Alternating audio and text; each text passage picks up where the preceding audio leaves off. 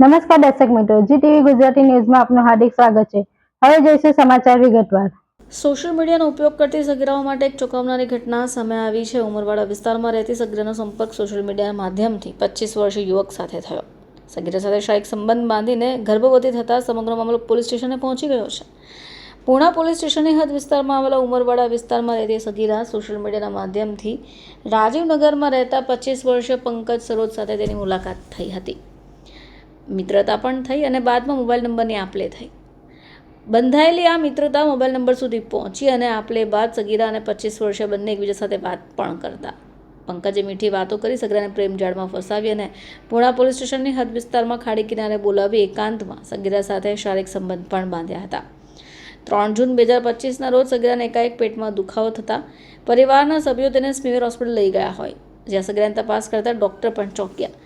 સગીરાને 4 માસનો ગર્ભ હોવાનું સામે આવ્યું। પરિવારના સભ્યોને વાત કરતાં જ માતા પિતાના પગ તળેથી જમીન ખસી ગઈ।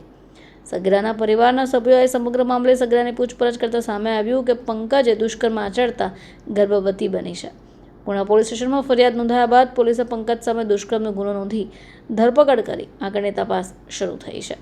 બીજી બાજુ સગીરાના પરિવારના સભ્યો દ્વારા કોર્ટમાં ગર્ભપાત માટે મંજૂરી માંગતા અરજી પણ કરાઈ હતી। પૂણા પોલીસ સ્ટેશન વિસ્તારની અંદર એક ભોગ બનનાર છે, 15 વર્ષની છે, જેના આ કામના આરોપી છે પંકજ બચ્ચનલાલ સરોજ, જે મૂળ યુપીના રહેવાસી છે અને જે દ્વારા આ ભોગ બનનાર છે, ભોગ બનનારને સોશિયલ મીડિયા મારફતે સંપર્કમાં આવી અને ભોગ બનનારને એના મિત્રના તથા નહેર કિનારે ઉપર લઈ જઈ અને એની જોડે અવારનવાર દુષ્કર્મ આચરી ભોગ બનનાર જે સગીર વયની બાળકી છે, બાળકીને ગર્ભવતી બનાવી અને ગર્ભવતી બનાવેલ હોય, જેમાં 2 દિવસ પહેલાં દીકરીને પેટમાં દુખાવો થતાં એના મા બાપ દ્વારા દવાખાને લઈ જતા દવાખાને ડૉક્ટર દ્વારા ચેક કરતાં ખ્યાલ આવે કે આ જે ભોગ બનનાર બાળકી છે એ ગર્ભવતી છે, જે દ્વારા સમગ્ર જે આ ઘટનાક્રમ પોલીસ દ્વારા એને પોલીસના પ્રકાશમાં આવેલો હતો, જે બાબતે અત્રના પોલીસ સ્ટેશન દ્વારા ગુનો રજીસ્ટર કરી આ કામના આરોપીને ધરપકડ કરી અને કાયદેસરની કાર્યવાહી કરેલ છે।